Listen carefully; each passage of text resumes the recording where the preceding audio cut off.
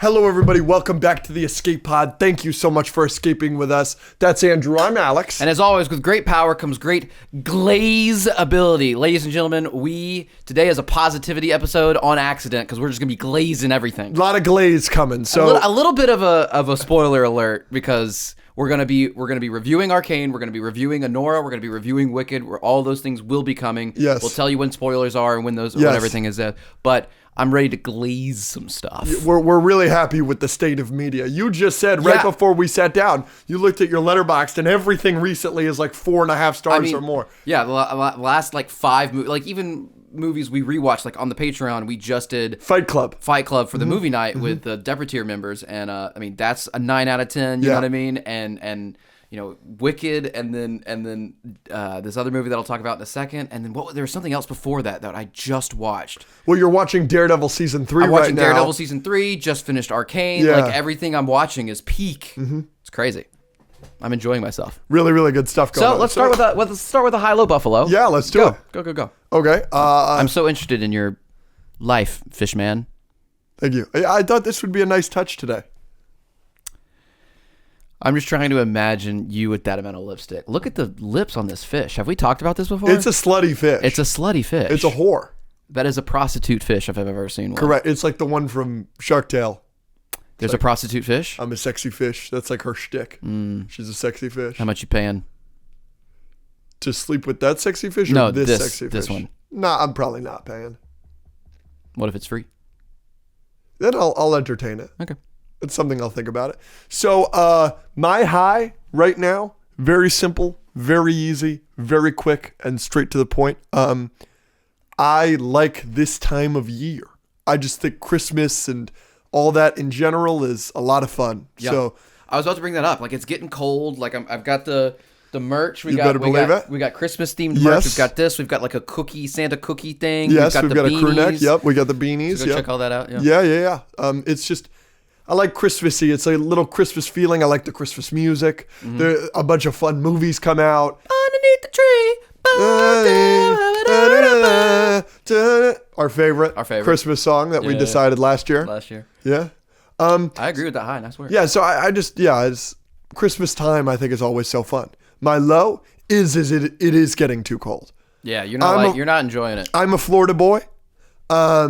I'll always be a Florida boy. The coldest it ever got all my life was like 75 degrees. Yeah. And the other day, woke up in the morning to go to the airport, and it was 40 degrees. I was under the impression I lived in California, not Maine. That really, really bothered me. So it is getting too cold for me. Keep going. I'm trying to find something. You keep going. Yeah, no problem. And then for my Buffalo, simple, quick, just wanted to take a little victory lap. Spirit, the airline, is just filed bankruptcy. Oh, you're not a fan. Shout out to Onion for giving me that news. It's I'm dancing on their grave. I think. Oh my goodness. I think they're one of the worst companies I've ever spent money on in my life. Interesting. And so it doesn't really surprise me that they're going bankrupt. And frankly, I'm pretty happy about it. You think they're just going to go away? Or you think they're going to get bought out and become better? Probably getting bought out. You don't just go away when you have that many planes that are painted that hideous shade of yellow. Oh, you don't even like the colors? No. Speaking of hideous yellow, what's on your head? It's a fish. That's like gold yellow? Yeah, what are you doing to me? I'm just saying you look hideous. That's fair. With or without the hat, but... Brutal. Okay, so we're celebrating the death of Spirit. You want to put a Spirit logo on the set with a big X on it as well? No, I don't hate it as much as Man of Steel. But I don't rock with you. If you're a patron, you probably know. I told the story on the Patreon. It's just like I had a recent experience with Spirit that was like traumatizing. Did I tell you about that? I definitely told you about that. I was at the airport for like 8 hours. Oh right, yeah. Like it was awful. So okay, ready? You hate Man of Steel more. Yeah. Timothy Chalamet. Yeah. More? I don't know. You're coming around on him. We're going to do another trivia challenge soon to force you to watch. Next episode. Yeah. You've got it prepared for me. What kind of trivia is it? Can you tell me? I think it's going to be MCU quotes, and it's going to be hard. That's hard. Yeah. Okay. All right. But I gotta get them all right. Okay, so that Spirit I don't, more than Timothy. I don't watch Timothy Chalamet. Yeah. I just don't like, yeah. Yes. Okay, Shang-Chi's dragon fight or spirit. Shang-Chi's dragon fight. I hate more. The gray color in Hollywood, more or less. The gray color in Hollywood. Okay, I'm just trying to get a gauge on that. That's fair. That's fair. That's fair. Aquafina over Spirit for sure. For sure. I did. Yeah, I don't like that was her. guarantee. Yeah. Good high, low buffalo. My turn? Your turn. Okay, so my high. Yeah. This is what I was trying to look up on my phone. Yeah. My high for today are these new additions to the set.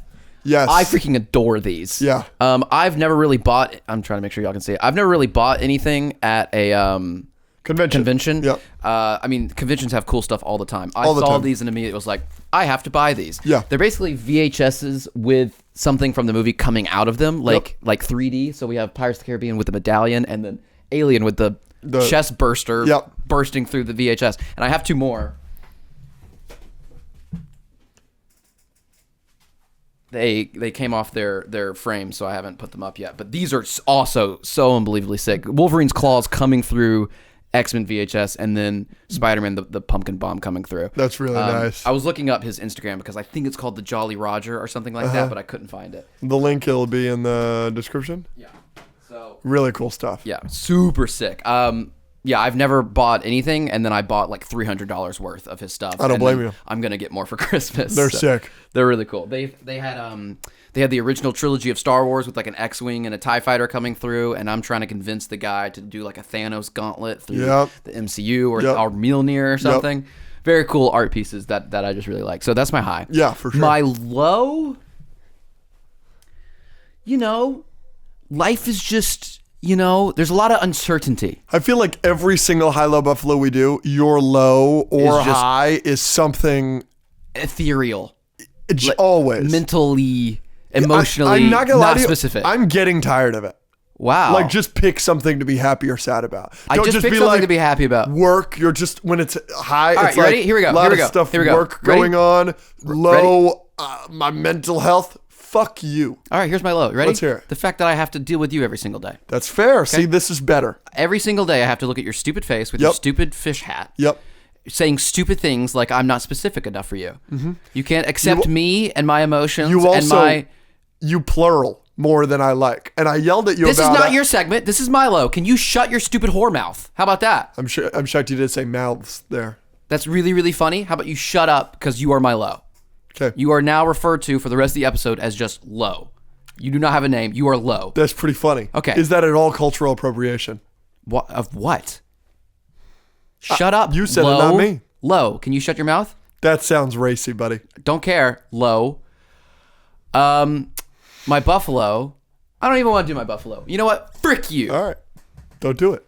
It was going to You're be supposed to encourage me to do it. Can you be... It was going to be something ethereal anyway. It wasn't. Oh, work is so in the podcast and we're doing so much and we've got NostalgiaCon coming up and I'm doing all these panels and I'm so busy and I have to edit and I'm still grateful for what I do. It's just, you've used High-Low Buffalo as the segment to just rant about your You rant all the problems. time.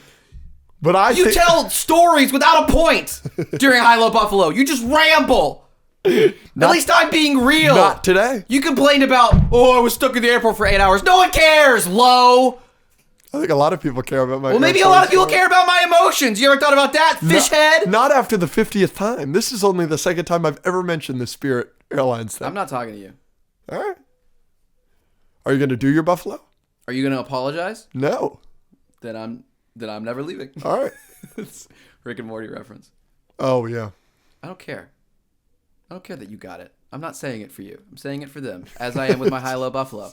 Everyone, comment how he's your low.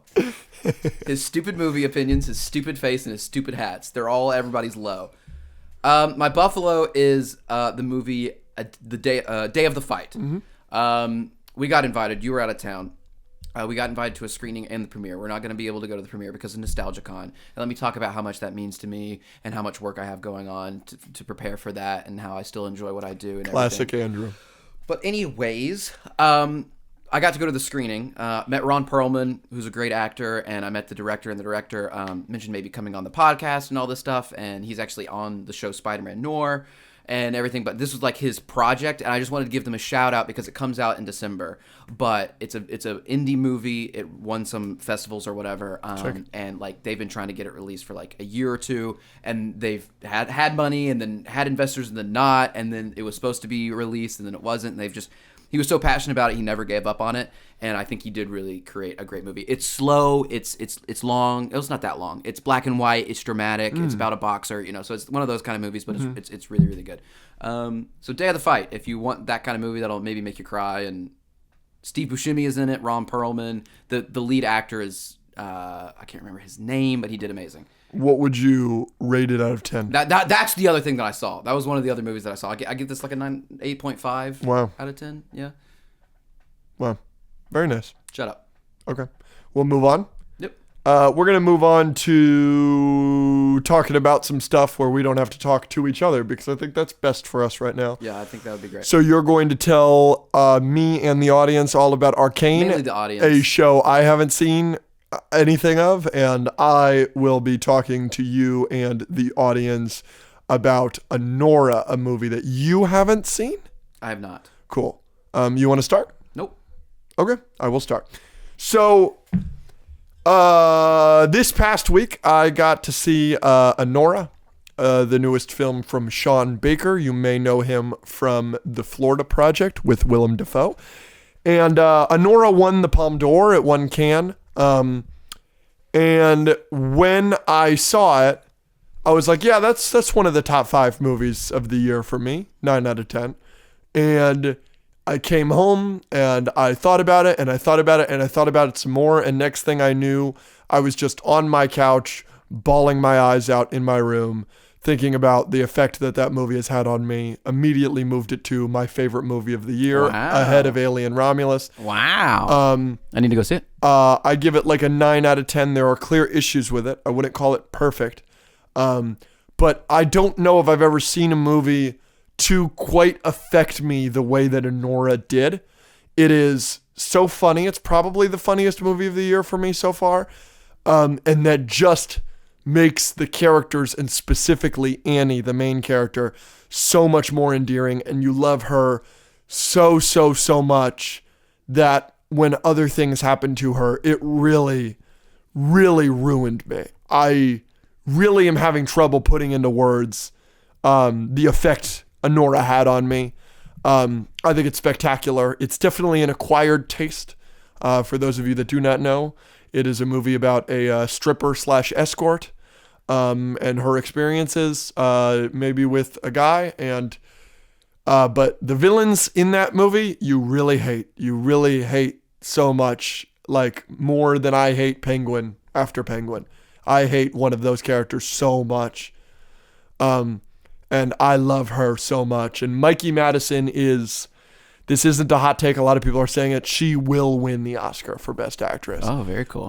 We are going to talk about Wicked in a bit. We are reviewing Wicked on this episode. And, Cynthia Erivo gives a tremendous Best Actress, nomination level performance. But Mikey Madison is going to run away with that Oscar. She is spectacular in every single scene she's in. And, I just can't recommend Anora enough to you guys. So I highly recommend go checking out Anora, and it's spectacular. And this isn't a hat guy bullcrap. Everyone I've talked to has said that it's good. Yeah, I know a couple people that didn't like it. Like, I know of a couple people that didn't like it, but I know one, but it was like personal to them. Like in my case. Yeah, I just Anora's phenomenal. So go check it out, especially if you like the Oscar movies, because I think you will. I'll try and watch it this week. Mm-hmm. You want to do Arcane? Frick you. Okay, thank you. Mm-hmm. So here's my review. Did you want to give Anora out of 10? 9.5. There are issues with Anora. Like, it's not perfect in the way that, like, I gave Alien Romulus a 10 out of 10. I don't have, like, a clear, like, this is an issue I have with it personally. Anora, there are a couple things I just have problems with that I can't really go into without spoilers. But like I said, just the effect it's left on me. Yeah, I have to put it ahead of Alien Romulus. Yeah, it's fun. It's fun. especially when you're doing rankings on Letterboxd, like as soon as you come out of the movie, you try and put it in your 2024 list. I've been updating mine because things have sat with me longer. Absolutely. Hitman was not in my top 10. Yeah. But it's just stuck with me more. Yeah, I like it. absolutely. So it's gone up. Absolutely. Totally feel that. I'll be interested to see where I put it. Me too. You think it'd be in my top 10? I think it'd be top 15. You're not going. I don't think you're going to be affected by it as much as I was. Mm-hmm. But I think you could cry. The ending it's difficult, man. But yeah, I'm interested to see what you think of it. And so I'm you're interested talking about how it affected you and your emotions and what you feel about that. So that's okay to do sometimes. Well, here I am doing it not every single High Low Buffalo for 30 High Low Buffaloes in a row. Just saying. So, but if you talk about your emotions in too many different movie reviews, I should point that out. I don't think you are in a position to point that out, Mr. Crying about how much of an effect Spider-Verse 2 had on you. Oh, but see, I would only be doing it as a response to your attack of me and pointing out the hypocrisy.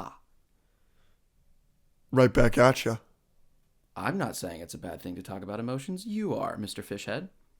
You ate me up with that one. You got me there.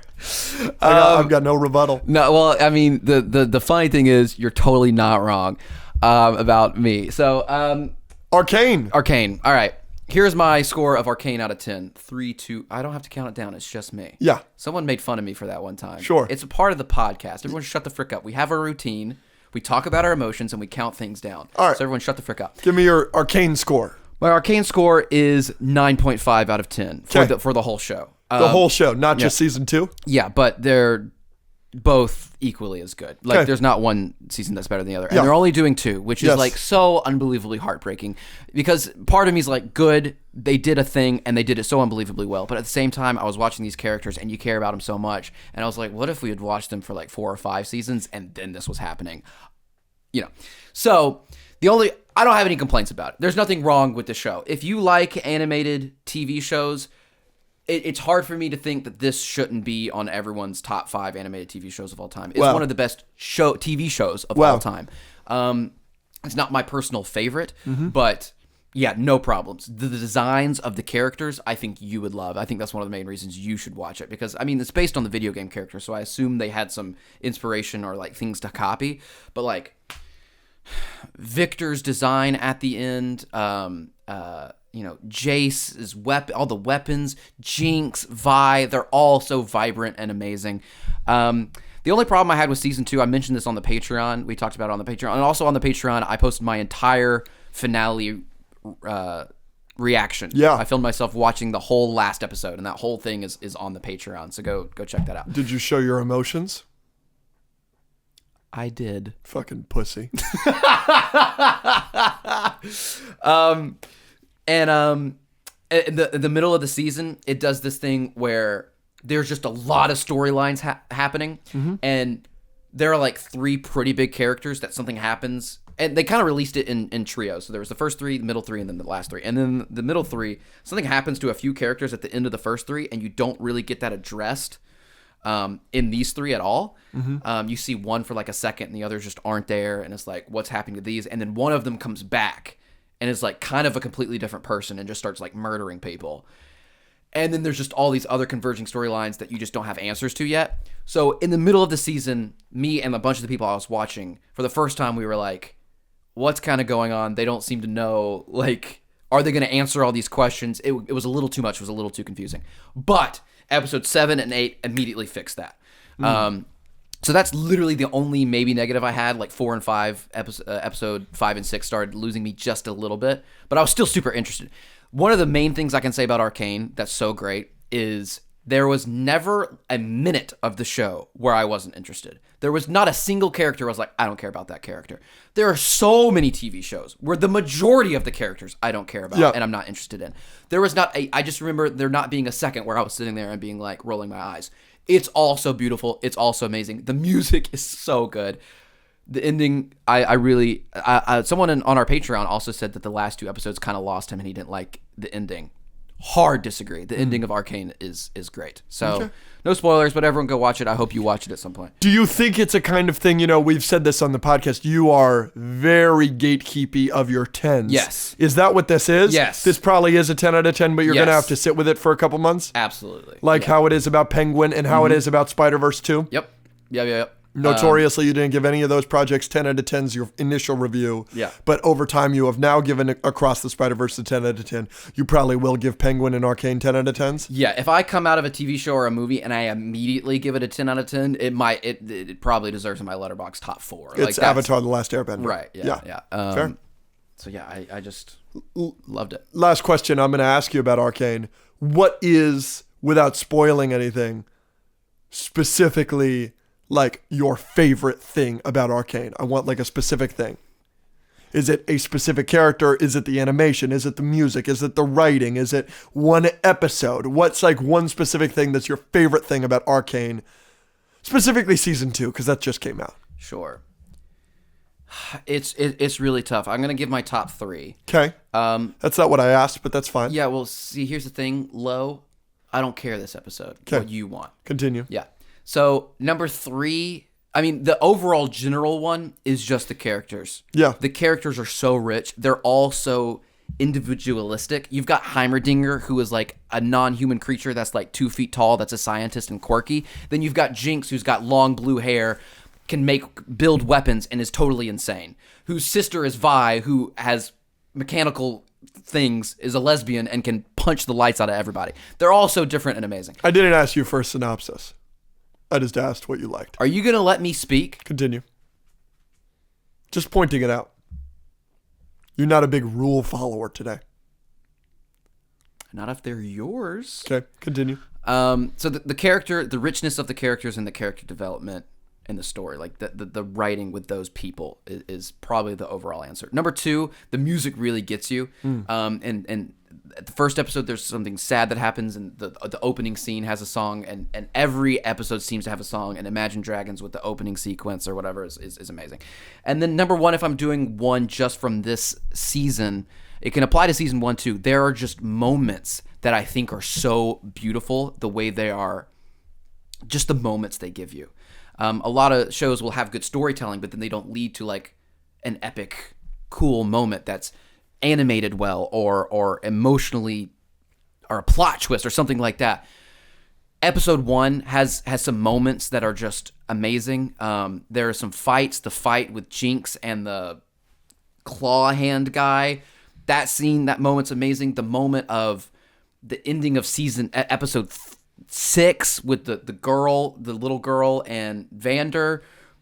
All these there's just moments where your jaw's on the floor. Maybe because it's the way it's animated, or the music that's behind it, or the characters clashing. Arcane gives you so many good moments. And slight spoiler here. Slight spoiler. So if you care about it all, skip forward a little bit. In Arcane season 2, slight spoiler, there's a sex scene in a prison. And it was crazy. I was like, it was a long time coming. Everyone's going to be super happy about the sex scene. It wasn't a bad sex scene. It's a very happy, like, sick sex scene for a lot of people. But I remember watching it, and I was like, oh, it's still going. I was like, oh, the shirts are coming off.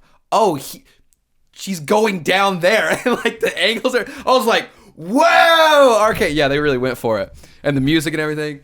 I just remember watching that last night and being like, oh. So shout out Arcane season 2 sex scene. They know what I'm talking about. Shit. All right. Yeah. Well, there you go. There's your review. In a prison. Okay. There's your review for Arcane. Nice. They hooked up in a prison, dude. Okay, we heard you. It was crazy. You ready to? And one of them's like a police officer, basically. You're spoiling a lot more than you probably bargained for. You gonna start getting emotional? Maybe. Would that be okay with you? Wouldn't be the first time. Would that be okay with you? Wouldn't be the first time this episode. We're going to move on. Loser giraffe. Don't say that. You know what's happening to giraffes right now? Hopefully they're not having emotions. They're being added to the endangered species list. Nice work, everybody. Andrew. Horse is next. Andrew. Well, first of all, horses will never be on the endangered species list because of all the horse girls, thankfully. Yeah. What else looks like you? Sloths? Sloths are already on the endangered list. Probably. You're not giving me sloth? You're not a sloth? Are sloths the idiots or is it koalas? One of those breeds is like... Sloths are an idiot. But koalas are dumb too, right? Sure. One of them is like, it has a really small brain. Sloths literally like grab their own arm because they think it's branches and fall out of Yes, trees. and then fall to their death. You're right. Koalas just sleep like 22 hours of the day. Which is crazy. I'm part koala. You are. All right, we're going to move on to a fan favorite segment. And by fan favorite, I mean me. I like this segment. Do you know why koalas aren't actually classified as bears? Why? They don't have the right qualifications. You got me there. You got me. I got no rebuttal for that. That's a good one. I want to die. I wasn't prepared for that. All right. We're going to move on to hate or not to hate. We got some stuff in the news right now. This is something I wanted to talk about because it's near and dear to your heart. Oh man, something I'm gonna that get so means emotional. Quite a bit to you. It's about Sabrina Carpenter. What do you think it specifically has something to do Juno with? positions. Yes, something that you love. Why you say that's near and dear to my heart? Because you love the Juno I didn't positions. say I love them. I just brought them up in a conversation one Okay, time. all right. Well, so not only is she doing the Juno positions, which if you're not familiar, she's got a song. It's called Juno. Where she's asking. She literally says in the song, "I'm horny." Well, you know the movie Juno. No, I don't know what Juno reference is. Okay. Juno is a Michael Cera, and I'm not sure what I'm supposed to refer to them as. Ellie Page? No. Yeah, so it is now Elliot Page, but was Ellen Page. Sure. Elliot Page, formerly Ellen Page.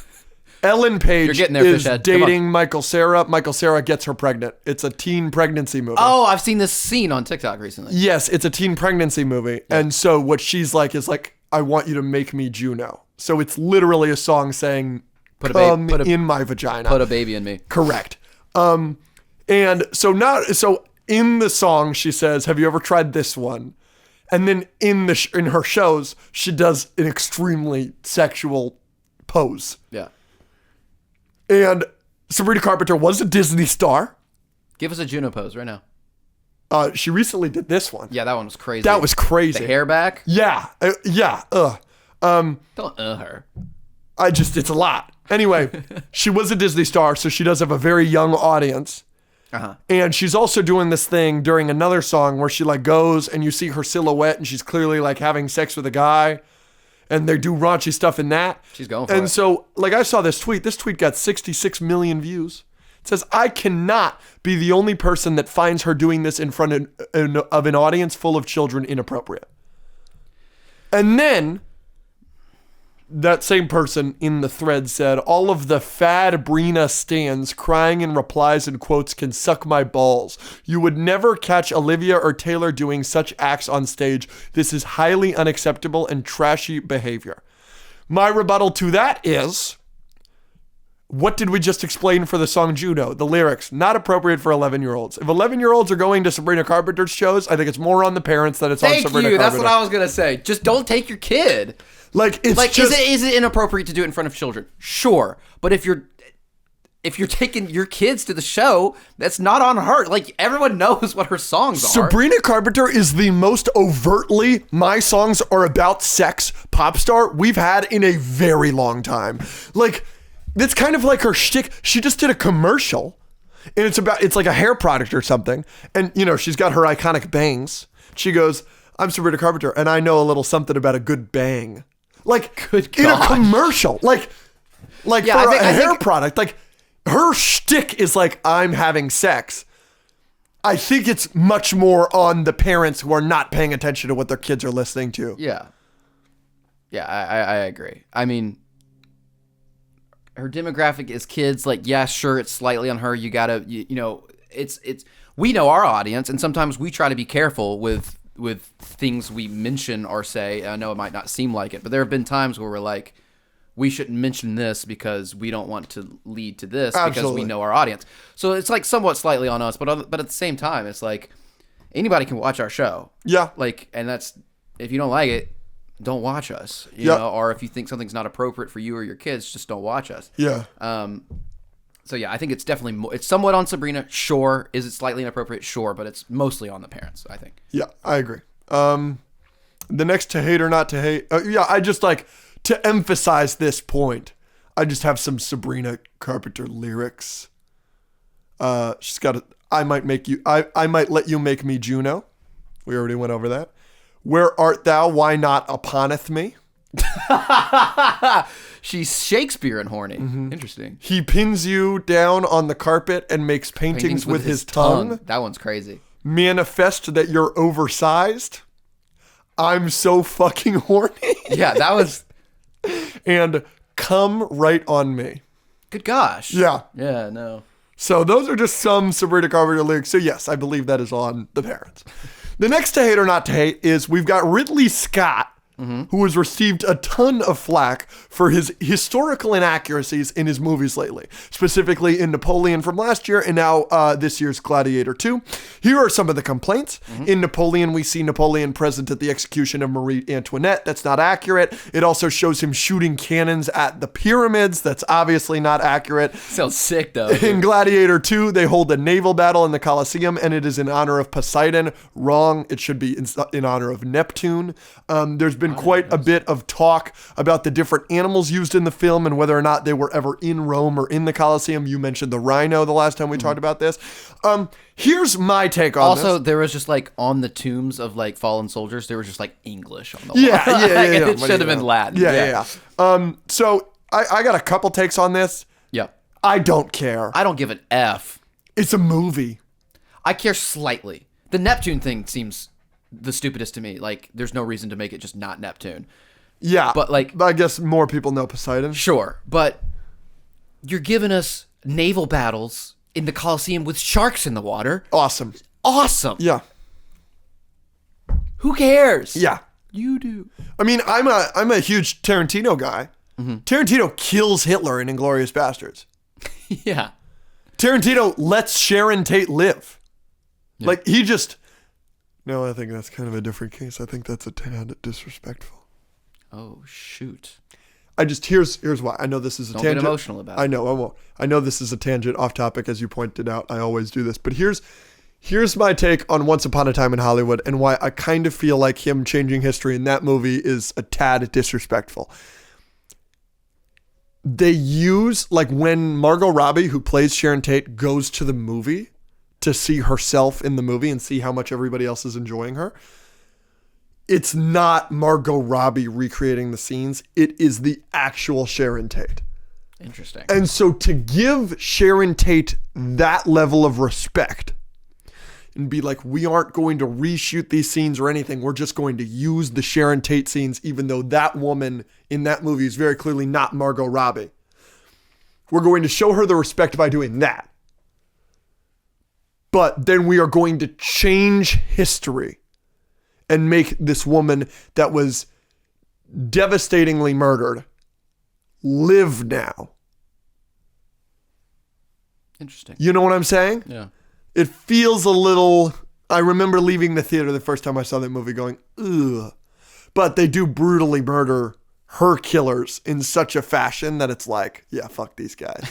So that, yeah, maybe it almost crosses out. This is what should have happened. Maybe. Yeah. Unreal cast, looking back on it. Once Upon a Time in Hollywood, all the superstars. Mikey Madison, the star of Anora, Dakota Fanning, Sydney Sweeney, pre-Euphoria. Brad Pitt, right? Yeah, well, Brad Pitt won the Oscar for it. Leo's in it. Al Pacino's in it. But like the cast of like people that were in it that are now superstars. You know, Margaret Qualley from The Substance of this year. She's one of the main ones. Austin Butler, pre-Elvis and all that. He's Tex. It is a really impressive cast, especially the Manson family kids. But anyway, back to Ridley Scott. He's 86 years old. He was born in November of 1937. This guy is history. Like, let him do whatever. Bro, he was born before World War II. Yeah. 2 years before World War II. Yeah. He was 2 when Hitler marched on Poland. That's wild. Crazy. That's king of the. That's to hate or not to hate. on to a new segment, brand new segment. This is the first time we're ever going to be doing this chronologically on the pod. We may or may not. Dun. Yeah. Mix some things around. And Correct. Said some things incorrectly. But here we are. So, wow, I forgot I did this. This is really funny. King of the Hill, the way it works is very simple. I'm going to start off with 2 people that are going to fight to the death. And one by one, the winner will stay on the hill. Right. And they will fight the next challenger. Correct. Are you ready for this, Andrew? I am. All right, here we go. It's a fight between Ridley Scott. Oh, he's losing. And Jake Paul. Yeah, Jake Paul's effing him up. He's 86. Yeah, I mean, but that is an appropriate age for Jake Paul to be fighting. Yeah, that's what I was thinking. That is his demographic for contestants. Exactly. Here's another one demographic for his contestants. How about Jake Paul versus Alexander Hamilton? Ooh. Was in the room when it happened. Mm-hmm. Yeah, Jake Paul. Fair. Jake Sully versus Jake Paul, but Jake Sully, no avatar. So he's in a wheelchair. But he is an army guy. Still in the demographic for Jake Paul. That wouldn't surprise me if Jake Paul took a wheelchair guy. Yeah. Yeah. Yeah, Jake Paul. Okay. Jake Paul versus Masamita. Masamita is the blue horned aide of Palpatine in the prequels. Oh, yeah. Jake Paul. Wow. Jake Paul's on a run. Yeah. All right. Jake Paul versus Deathstroke. Let me think. I'd love to see that one, actually. Yeah. I'll give that one to Deathstroke. Yep. Deathstroke versus Alan Grant. He's the lead in Jurassic Park. Deathstroke. Yes. Deathstroke versus Jack from The Incredibles. Jack has a baby. This is interesting. Yes. This is very interesting. Yes. Jack, very powerful. Very powerful. Can he control it? Well, he controlled it in Incredibles 2 pretty fine when he saw that raccoon. This is true. He recognized the raccoon as having a bandit mask on, looked at the TV, saw bandits, was like, this guy's bad. True. So if he looks at Deathstroke's mask and is like, this guy's bad, he's going to burst into flames. Yeah. Either way. And laser eye him. Deathstroke's totally fine with killing a baby. Totally. And I think he would. Okay. Yeah, I think he's taking him out. Deathstroke over Jack. Deathstroke is going to slit Jack's throat. Here's a legitimately good fight that I would actually love to see in real life. Obviously, we can't because they're 2 different properties. But Deathstroke, and they're also not real. I'm not talking about Jack. You said you want to see these in real life. Oh, excuse me. I want to see. Speaking of fights in real life, when we hit 1,000 patrons, we're going to box. This is true. We haven't mentioned this. And then we kiss immediately after the. So if you want to see us box and kiss, it will be on the Patreon when we hit 1,000. We're close. Yeah, we've got a ring prepared. Yeah, it's gonna be great. Go check it out. Deathstroke versus Luke Cage. I think that's a lot of fun. Skill-wise, I think Deathstroke's got him, but does he have anything that can kill Luke Cage? I don't think so. He's impenetrable. Yes. His swords and bullets aren't going to do anything. But can Luke Cage kill Deathstroke? Yeah. Okay. He gets a hold of him one time. So you're going Luke Cage? Yeah. Okay. Fun. Luke Cage versus Harry Potter, Year 3. Prisoner of Azkaban Harry. Yeah, giving it to Harry. Nice. Even though Luke Cage is impenetrable? Not to magic, right? Probably not. Stupefy doesn't hurt your skin, but it'll knock you out. Yeah. If he uses Reducto on him and tries to blow him up, I don't think he's going to do anything. But he's got some Petrificus Totalis. He's got some tools in his bag. Yeah. He's got a Duffy by Year 3. Yeah. But he's still not, he's not the GOAT yet. He's never the GOAT. Hermione's the GOAT. Dumbledore's the GOAT. Fight me. True. Well, Dumbledore. Don't start with me, low. Harry Potter Year 3 versus Superboy. Superboy. Just because it's Year 3? Do you give it to Harry Year 8? Still, maybe not. The DC Supermans have problems with magic. I understand that, but I just think he'll be too fast. Fair. So Harry Potter Year 3 is out. Superboy is in. Lex Luthor in a war suit versus Superboy. I don't think it's close here. I don't know why you're thinking here. Superboy? No, Lex Luthor. Luthor in a war suit. In war suit. That's his because suits. he can fight. He can go toe to toe with Superman in that. Correct. Yeah. Yeah. Okay, sure. Yeah. And he all his life he's preparing for Superman. Yeah, and his war suits have had like kryptonite in them and stuff. Correct. Like that, right? That's what I'm thinking. Yeah. Lex Luthor in war suit, invincible. I mean, following the same logic, it's got to be Lex Luthor. He hasn't prepared for this guy specifically, but Invincible's nowhere near as fast or strong as Superman. I will give you that every day of the week. But Invincible doesn't have a clear weakness the way that Superman does. Superman and Superboy do. Yeah, but, A weakness that Lex Luthor is specifically prepared for. Yeah, but, like, Mark's part-time job is getting effed up. That's true. All right. Lex Luthor moves on. Lex Luthor in war suit versus King Kong from the Monsterverse.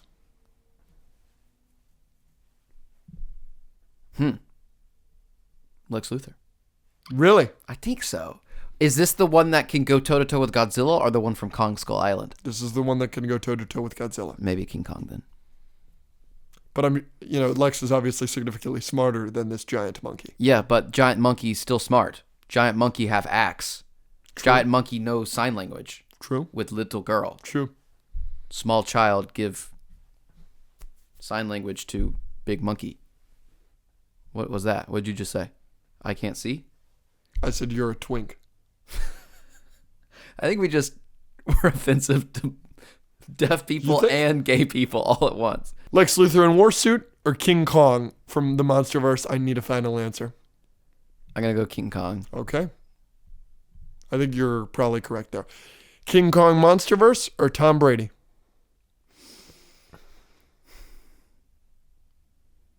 Does he have any like specialized footballs? Does he have like an explosive football or something? No. No? All right. It's close, but I'll go King Kong. Okay. King Kong Monsterverse. This is a good fight. DCEU Wonder Woman.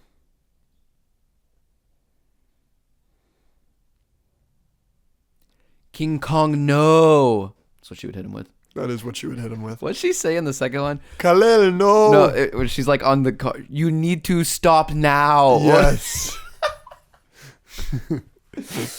I'm giving it to King Kong, I think. Really? Well, she's getting like blasted in the face by Doomsday in the pause in Batman v Superman, and she's like smiling. She's like laughing, having a good time.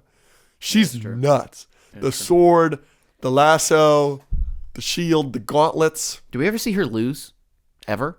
Yeah. When?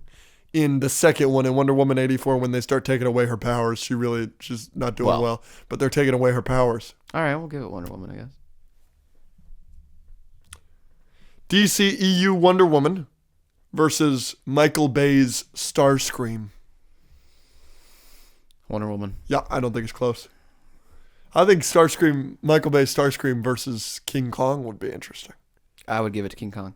Really? Even with the ranged attacks? Starscream doesn't need to go near him. Yeah, but like planes. King Kong is a problem for the United States government, and they're hitting him with rockets and guns and stuff, DCEU Wonder Woman versus Darth Vader. Darth Vader. Yep. Darth Vader versus Batman with prep time. Batman with prep time. Yep. Batman with prep time versus Indiana Jones. Yeah, I know. Does Indiana Jones have his whip and hat? He does. Indiana Jones. No. I'm just kidding. Batman. All right, Batman with prep time wins again. No surprise there. All right. That's fun. You like that segment? Let us know what you think of that segment. You're going to get it at least one more time. Yes. Even if you hate it, unfortunately. You want to move on and review Wicked? Let's do it. Let's review Wicked. You ready? You're gonna be popular. Very good. Thank you. You ready for out of 10? Yes. Here's our scores for Wicked out of 10. 3, 2, 1. 9.5. 9.5. Woo! Clink my wand. Excellent. Nice. Excellent. What was First of all, let us all just take a moment and hold some space real quick for Defying Gravity. Thank you. Please, everyone do... Oh. Everyone please do it in the comments. Thank you. Yeah. Had so much fun. Yes.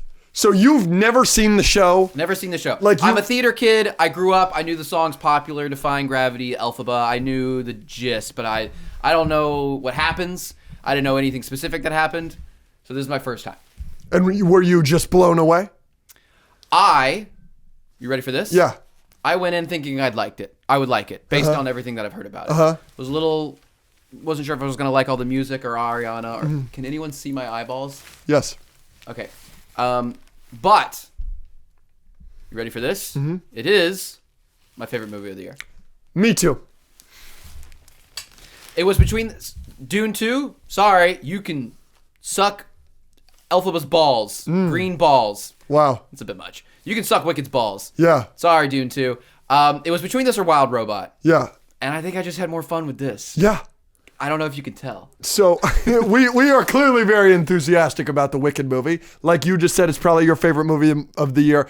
It's Wicked or Anora for me, and I think it's Wicked. I loved it so much. For somebody that loves the show, I've seen the show 3 or 4 times. I want to tell you, this is the best way to be introduced. Oh, really? Good. Like, I'm glad you haven't seen the show, and I don't know if you were considering going to see the show. I was. I highly recommend you do not. I want to see the show in between part 1 and part 2. I just don't recommend that. We'll see if I because the twists are so fun, and I don't think you're going to get a better experience than if you see the twists with the movie for the first time. That's fair. That's fair. Do you want to start? There's going to be a lot of pros, so do you want to start with any cons that we have? I have very small cons, but there's one I have to talk about in spoilers. So I'll talk about my non-spoiler con right here. Sure. Gray? Yes. You think Wicked looks gray? It's not gray, dull. The colors are dull. They are muddy and muted, and it's like I know that you don't have the problem with the gray movies the way that I do, but even you, I imagine, are seeing the dancing through life scene in Wicked, and it's a close-up of Fiyero about to kiss Glinda, and it's just a big sun in the background, and you can't tell what the fuck is going on. You wanted more saturation, more contrast, more stuff like that. And I wanted the sun to get out of my face in certain scenes. Okay. So I think it looks like garbage. I think it looks bad consistently. Like garbage? I don't think it looks like garbage. I think it looks bad consistently. That being said, even my big negative about it, I've got a positive because it's got my favorite shot in a movie this year, which is, it's very early on. I don't really think this is a spoiler, but in The Wizard and I, which is the 3rd song, when she goes into the glass room and sees herself not green. Yeah. Amazing. I started crying. The first time I watched it, that's the first time I started crying, and I was crying throughout the rest of Wicked. Like after that, I cried the whole movie pretty much. Cool. Yeah. Go to pros. What's your big negative? Why is it a 9.5? Because you gatekeep your 10s? I gatekeep my 10s. I don't really have a negative. There's one thing I kind of want to discuss, but I want to just discuss it later. Yeah. Because it's just an interesting discussion point, but it's not necessarily a negative. Sure. So pros. Yeah. What do you want to start with? The cast. Cast. Great. Yeah. A lot of people were trepidatious about our girl Ariana. Correct. Because she's a pop star. Yep. And who knows what the frick she can do. Yep. Guess what the frick she can do. Yep. Be awesome. Yeah. Okay? She was great. Her singing was great. Her acting was great. I'm going to say this. It's a funny movie, too. Yes. It's a funny movie. Wicked's funny. Very funny. I laughed out loud multiple times. There is a moment in the movie which I probably laughed at harder than any movie this entire year, except maybe that one moment in Fall Guy. During Popular, when she's like, la, la, la, la, la, la, and she's on the ground going like this. Yeah. I did what you do during the Guggenheim Museum. Really? You were the only person laughing. I mean, there were some people laughing, but I was like hysterical. Wow. I thought the way she was doing her arms and like the song just fit her character, and it was so out of left field because she's being ridiculous. Yep. And jumping on the chandelier or whatever. Yep. But then he just cuts to her on the ground. La! I lost it. I thought it was so funny. But Ariana did a great job. Ariana's spectacular. What do you think about the Oscar rumors for Ariana Grande in Wicked? I don't know if she's gonna get an Oscar for this. I don't know if she deserves it. Would it shock you if she got an Oscar for this? I would have to look at the other nominees. I guess it wouldn't shock me. I lean towards just feeling like she's not going to get one. That's not to say she didn't do great. I don't know. It's just as of right now, Variety has her as the favorite to win Best Supporting Actress. Do you think Wicked is going to win any other Oscars? Yes. What do you think is going to win? Not Best Cinematography. Certainly not. It better not even be nominated. Yeah. I think it's going to win for production. I think it's going to win for costumes. That's crazy. That just flew off of your head. Nice work. I think it's going to win for costume. Mm-hmm. I think it's probably going to win for production design because they built all those sets. Yeah. There's very little green screen in this movie. Yeah. So stuff like that, I think it's more of the volume. No. Okay, so Arna did great. Mm-hmm. Singing was great. Acting was great. Here's the piece de resistance. What did you feel? How did you feel about Cynthia Erivo's performance as Elphaba? So, we on this podcast, yes, ripped her a new one. We were a tad harsh. I think we were appropriately harsh. Sure. And I will stand by those words. Think she was stupid. However, she's the most talented person alive. She's so freaking cool, dude. She makes some bad decisions, right? Whatever. She's hey, separate the art from the artist. on social media. And I'll say to the day that I die that I think that was stupid. I stand by those comments. However, she cooked out of her mind, yes, dude. Yes. Holy balls. Yes. It was awesome. Yes. Shout out her. Nice work. So as a lifelong fan of both the Wicked show that I've seen, like I said, 4 times, and a fan since 2015, 2016, a huge fan of Cynthia Erivo, I told the story on the podcast how I cheered for her to win the Tony that she did for Color Purple, which I got to see. I think she's, ever since that moment, seeing her on stage, which is probably the best live performance I've ever seen in my life, I've said she's one of the most talented people I've ever seen in my life. But even then, I did have reservations about her playing Elphaba in the Wicked movies because The Color Purple is just a different kind of show. And I didn't know if she could pull off the humor that's required for Elphaba. And Elphaba's voice, especially in the movie, she goes so bright with it. It's up here. She blew me away completely. If they gave her the Oscar for Best Actress over Mikey Madison, who I'm very publicly supporting, I couldn't be upset because that was genuinely one of the best performances I've ever seen in my life. And I can't say I'm surprised, I guess, but I am surprised. I expected excellence and greatness, and Cynthia Erivo's performance in Wicked was so much better than that. It was unbelievable. Her Wizard and I made me cry. Her Defying Gravity made me cry. I'm Not Her was great. Like so much. And she was so funny. Toss. Like. She sucked at the toss. And. She's spectacular. I mean, Elphaba sucked at the toss for a second. I legitimately found myself tossing this wig in the bathroom trying to put it on. I literally went. I was like, wait a minute. I'm literally Galinda. Well, you're getting into character. Getting into character, dude. All right, so we talked about the cast.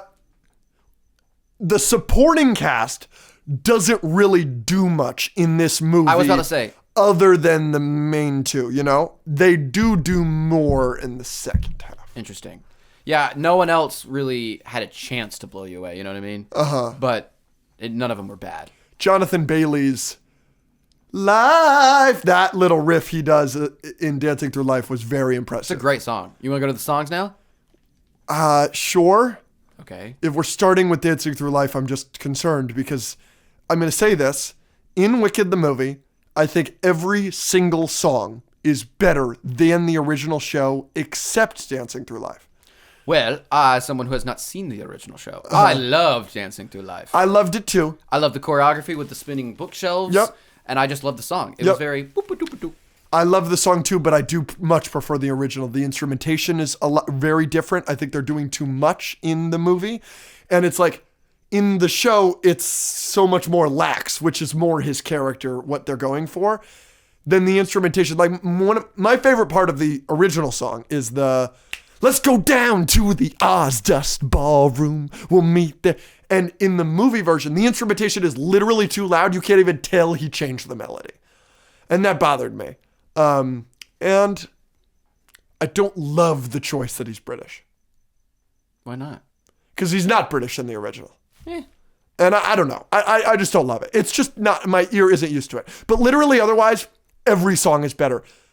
What Is This Feeling, which is the Loathing song. Yeah, so good. It's unbelievable how much better that version of the song is to the original.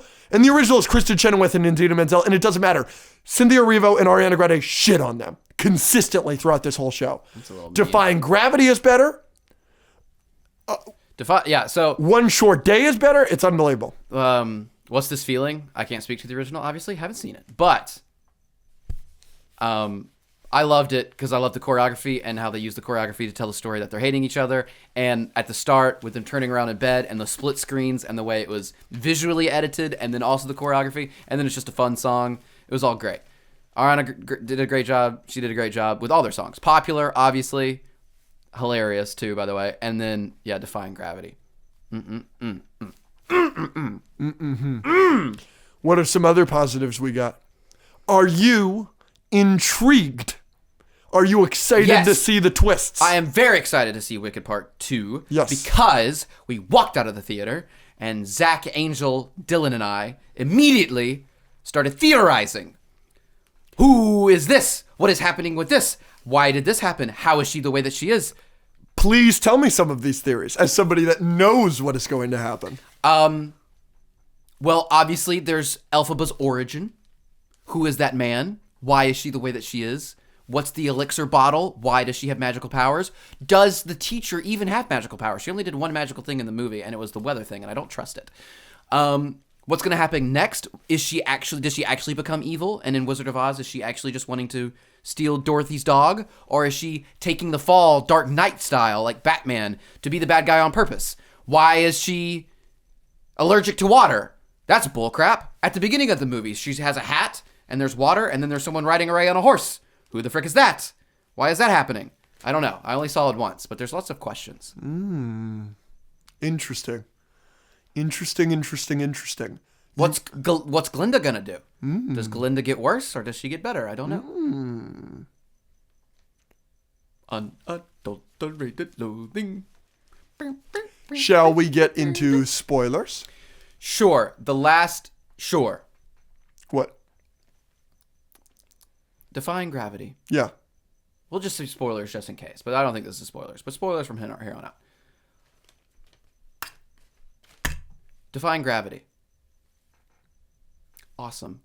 Correct. Sang very well. Yes. Visually quite cool. Yes. Her flying on that mother effing broomstick was so sick. Maybe we'll do this on the Patreon. We need to have Zach on, because Zach, our roommate, gay, big fan of the movie. He saw it for the first time with you, so he saw you seeing it for the first time. Then he saw me seeing it for the first time because he went and saw it again with me. So he can speak to this. When Elphaba, at the end of the movie, is singing Defying Gravity, and she hits you with the crescendo of the song or whatever the frick, and she's flying and she's got her long black cape and she hits you with the, and she like pops up in front of everyone, is like, ah! Okay, not the last one when she's like super up in the sky, the one where she's like right in front of them in the tower. So if you care to find me. Yeah, that one. I almost got out of my seat. Yeah. And I have a question. Let's hear it. Why is Elphaba in that scene a better superhero than any other female superhero we've ever gotten? Okay? You haven't made Wanda that cool. Sorry, Elphaba's cooler. Wonder Woman, never once in the DCEU did she have a moment like that. Captain Marvel can bow down to Elphaba's aura in that particular scene. Am I tripping? I think you're tripping a little bit. No. I think you're a tad overstepping. Name one moment that was better than that moment for her character. Wonder Woman arriving at the battlefield at BVS. Maybe a tie. And almost solely because of the music. You can make the argument it's Elphaba's music too. But this, holding the broom. And the cape is enormous. And the but you also have to take into effect, this whole movie has led to this moment. Wonder Woman was a shoehorned in. She was you don't have her whole backstory of being cast out, and this is her moment to finally say, F you, I'm doing what I want. So the storytelling is better, the music is better, even though I love Wonder Woman's theme. Wonder Woman's cool. I'm like, oh, sick, yeah. But I was like, my goddess, bow down. More aura. Cynthia Erivo is incredible. And it is incredible.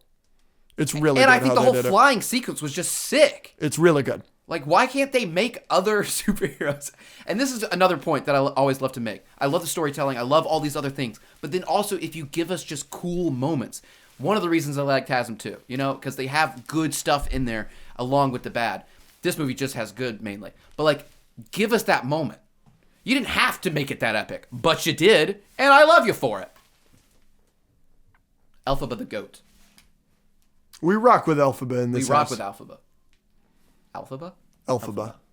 We rock And with Glinda. Elphaba in this household. Yes. So Spoilers, are go we ahead. in spoilers? Okay. I want to talk about my other problem with the movie, other than the color. And it's specifically spoilery, so I didn't want to talk about it until now. There are a lot of changes from the show to the movie. Mm-hmm. Most of them are additions. 99.9% of the changes from show to movie are additions because, as you probably know, this is a part one. This is exactly what happens in the show until intermission. The ending of this movie is intermission in the real show, and the real show is 3 hours. So how is this movie 2.5? You add a lot of shit, okay? And I think there are so many additions that are so great. Madame Morrible is a way bigger character in the movie. She's not nearly that big of a character in the show. There's a lot of things that they add, okay? I have one problem with the change, which is because Madame Morrible's a bigger role, they have the subplot of Ariana, Glinda, really wants to be a sorceress. All that's added. That's not in the original show. She really, really wants to be a sorceress, and she keeps trying to get the attention of Madame Morrible, and Madame Morrible won't give her the time of day. And then Glinda does something very nice for Nessa, and Elphaba goes out of her way to do something very nice for Glinda, which gets her into the seminar, gives her the training wand, and insists that Madame Morrible tell Glinda right now. Okay, that's all new. In the original, so in the movie, all that happens, and then Elphaba goes to the dance. She's embarrassed because the hat is ugly and she thought it was cute. And she starts doing the dance to show that she doesn't care what they think, but obviously she does. And then Glinda steps in because she feels so terrible because Elphaba did something so nice for her and she did something so terrible for her. She steps in and has that moment, and then it becomes this beautiful moment. And then they're friends from then on, right? In the show, the wand thing doesn't happen. Elphaba doesn't do anything nice for Glinda. In the show, it is actually really, really sad because at least the 3 times I've seen it, Elphaba runs in excited to be at the party. Not nervous how she walks in the movie. She runs in excited, look, I'm here, with a big smile. And then the music stops and everybody's like, ah. Which is even more brutal, right? But I like that moment, and I feel like they took away a really great moment from Glinda. Because in the show, she doesn't get the wand. There's literally no reason for her to be nice there. But she feels so terrible for giving her the hat, and oh no. She feels so terrible about doing that to Elphaba that then she steps in. When in the movie, she has a much bigger reason to step in because Elphaba did something so nice for her. Interesting. So you're saying Glinda being like a good person and actually making a good decision it's better in the show because it's more of a good thing as opposed to being forced in the movie. I don't even think it was forced in the movie, but her hand was forced to do something. If I did something very nice for you and you did something very mean to me, you would feel worse about it. If I got you a really amazing Christmas gift and you got me a gag Christmas gift a la a 49ers hat, you would feel much more inclined to do something to get me a real gift after that rather than if I just gave you. So it kind of gave her a little bit more motivation, but you like it in the show because it makes Glinda not as bad of a person. It makes her a better person. Yeah, exactly. I agree with you. Yeah. I think, yeah. Now that you know that, you understand what I mean. Yeah, I prefer your yes. version. Yeah. Here's a change that is in the show, that from the movie, the show that I loved. They make Nessa even more of a bitch. I don't know if you got this vibe. You are supposed to hate her. The girl in the wheelchair? The sister. Oh, no, I didn't hate her. Oh, she's the worst. Really? Oh, she's the worst. She gets worse, don't worry about it, but she's the worst. And I thought they did a really good job of making you hate her more in the movie than they do in the show. Really? Yes. I thought they were fine. The only time she did something was like, this was supposed to be my new start, but at the same time, like her sister had just like blown up the cafeteria or whatever. That's mean. The forcing Elphaba's hand, she goes to the dance with Bach and she's like, look at how nice Glinda was to me. Right? That's in the show. That's not a new addition. But the change that while Nessa is watching her sister just embarrass herself. Yeah, that was bad. And she goes, I can't watch. Instead of going to help your sister, I loved that. That's a change I loved. Yeah. Loved. Because she's a bitch. You're supposed to hate Nessa Rose. And I thought they did a great job of making me hate her in this movie. I hated her a lot. Oh, I didn't hate her. I'm happy for you that you didn't hate her. I fucking hate her. Maybe I will next time. Yeah. I want to see it again. I've seen it twice already. Yeah, I want to see it again. Defying gravity. What else do we got? I mean, it was just great. It was fun. And it was fun. Oh, here's one thing. A con that I have heard online about Wicked is that, not from a lot of people, but from a couple, is that it drug a little bit. You are incorrect. I agree with you. You are very incorrect. I agree. I don't really think it's slow. We have on this podcast called out movies for being too slow and not having good pace and everything. Everybody tells us we have no attention span. Yeah, of course. We have no media literacy. Of course. We can't understand anything, and we're children. Anything above an hour and a half, my TikTok brain that can't watch Lord of the Rings. MCU CGI fest are all we want. Mm-hmm. What, this is 240? Yeah. I think it went by like this. It was great. I think pacing was great. I think it's very well paced. Yeah. Here's something I want to talk about. This isn't really spoilery, but we could get into spoilers in the meantime. I think Wicked is the best movie musical we've ever gotten. Obviously, I assume you prefer your Mr. Avengers followed by The Greatest Showman. I assume you prefer The Greatest Showman. I'm never going to knock you for that. Mm-hmm. But that's not a movie musical the way that I think of it is, because that one is a movie that was written as a musical. When I think movie musical, I think Broadway, now it's a movie. Mm-hmm. And this one's the best. Like Dear Evan Hansen. Dear Evan Hansen, In the Heights, Les Miserables. Like when I think of those, this is the best one by far. Yeah. By far. Les Mis, and this one took all the lessons from all of the bad or okay movie musicals. In the Heights changed way too much. They cut songs, they rearranged songs, they made some songs mean more, some songs mean less. They added subplots to make characters matter more, all that. None of it worked in my opinion. I think the In the Heights movie is dog shit. Les Mis didn't change anything, right? But what did Les Mis do? They cast too many movie stars. They cast movie stars in roles that should be played by Broadway people. This movie has the perfect blend of this person's from Broadway, unbelievably talented. Oh, here's Jeff Goldblum because he doesn't actually sing that much. Oh, Michelle Yeoh just won an Oscar. We'll give her the role that sings for 2 seconds at the start of Wizard and I. But for this role, and this role, Broadway. Love that. Love that. That gets an A++ for me. And I don't know if you know this, John Chu, the director, he made Crazy Rich Asians. He's the director of Wicked and Wicked Part 2.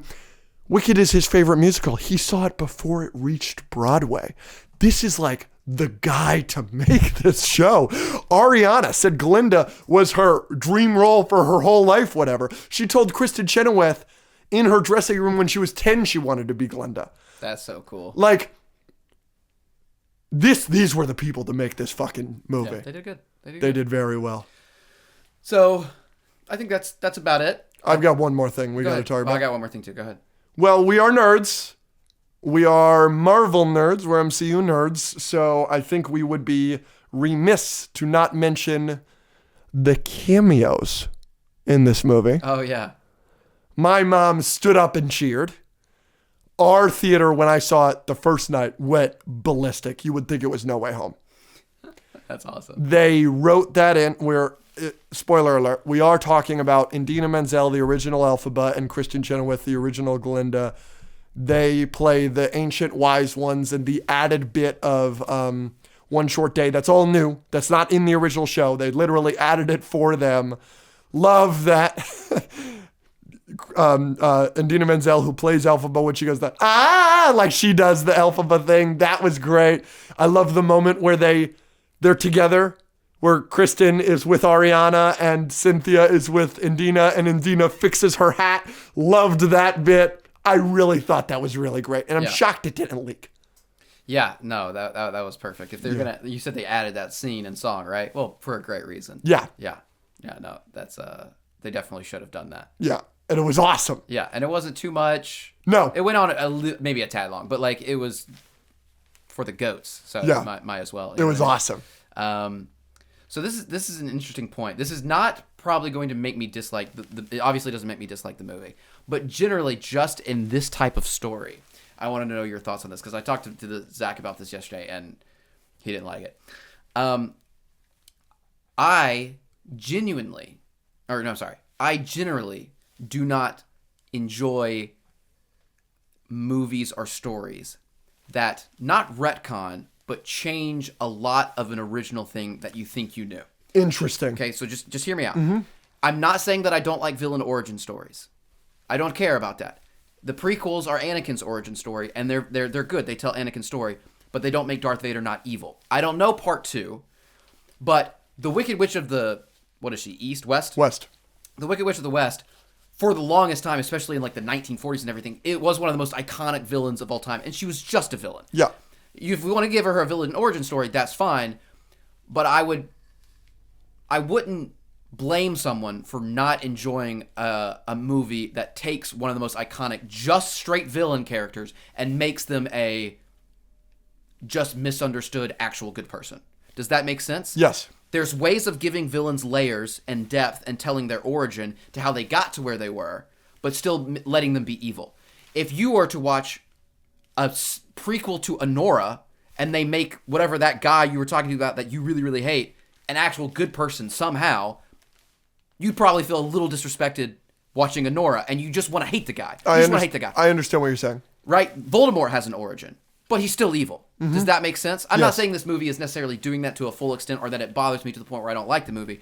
I'm just generally sometimes hesitant to stories like that. What are your thoughts on that? My response to that is, in the original movie, The Wicked Witch of the West is very bad. Mm-hmm. And in the original Wizard of Oz book, The Wicked Witch of the West is very bad. Mm-hmm. Wicked is not a prequel in the way that you think it is. It is a fan fiction. Sure. That's what it is. So, if you don't consider it canon to the Wizard of Oz What's the Wizard of Oz canon? This is the most popular, like, Wizard of Oz piece of media we've gotten in the last 100 years. Except for Wizard of Oz. If you usually don't like things like that, you need to be prepared. Yeah, no, I assume... They change more than just what you're thinking of.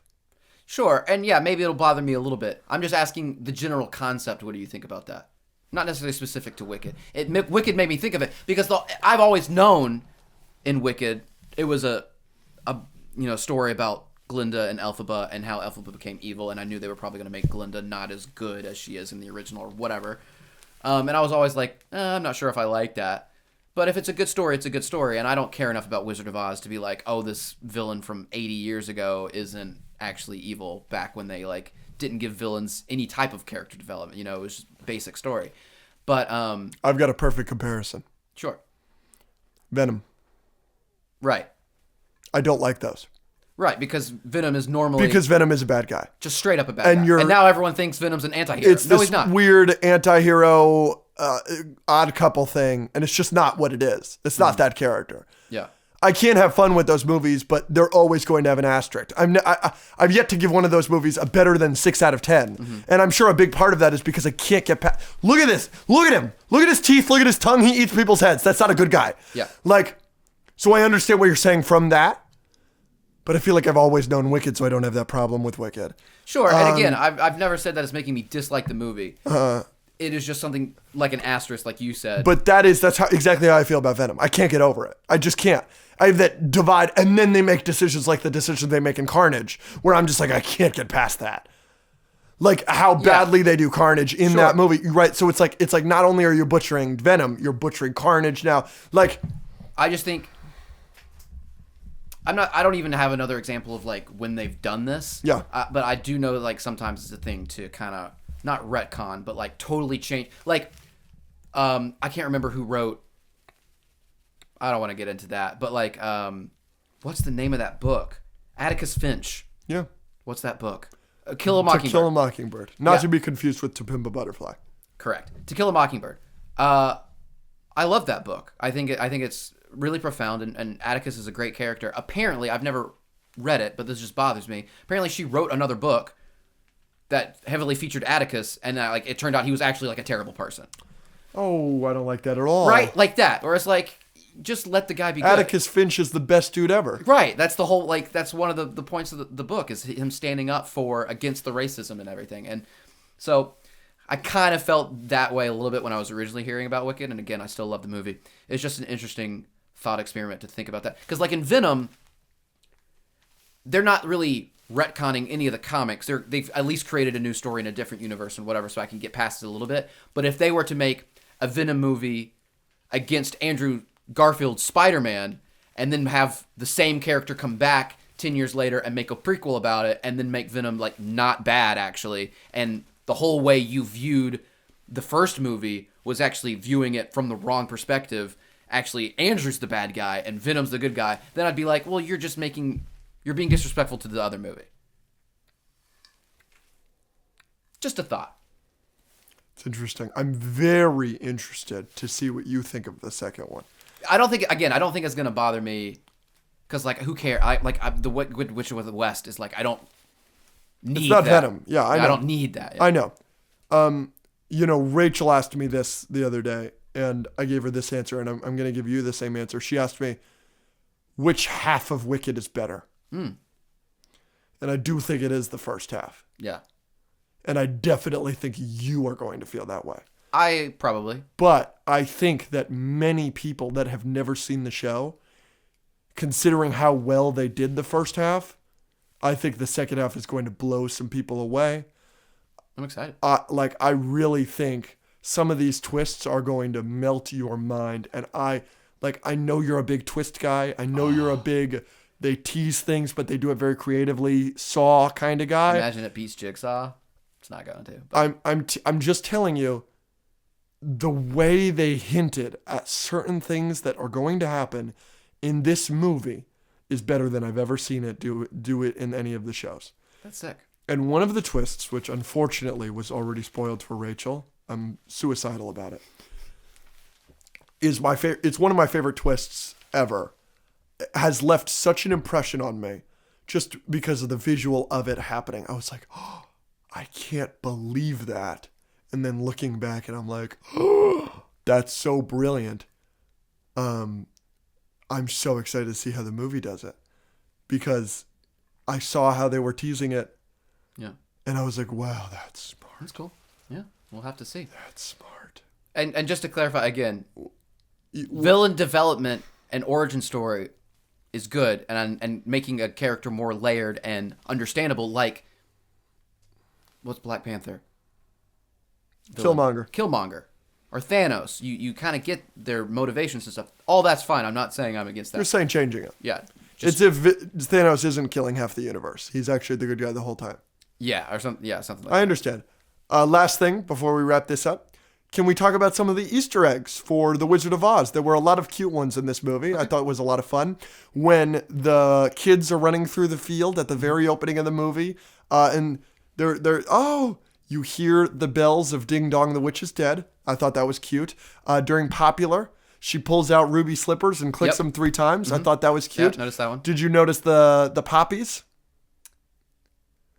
So I know the Dr. Dillamond, his favorite flowers are poppies. And then she puts them all to sleep. Yes, in the original Wizard of Oz movie, they are walking through a field of poppies and they fall asleep. Mm-hmm. So that's cute. That's fun. Yep. You like the Cowardly Lion? What, walking on all fours? At the beginning, he's CGI'd in as walking on all fours. In the original, he's a person. What are you talking about? I'm talking about the lion that's in the movie is the Cowardly Lion. It's in the cage. Oh. I thought it was a tiger. Lion. And bears. You're supposed to say, oh my. Oh my. There you go. So that's the Cowardly Lion. Okay. I like that a Yeah, lot. that's cool. Yeah, a lot of cool stuff like that. There's a lot of cool stuff. A lot of cool stuff that I'm excited for you to see. I'm excited to see part 2. Thanks for watching.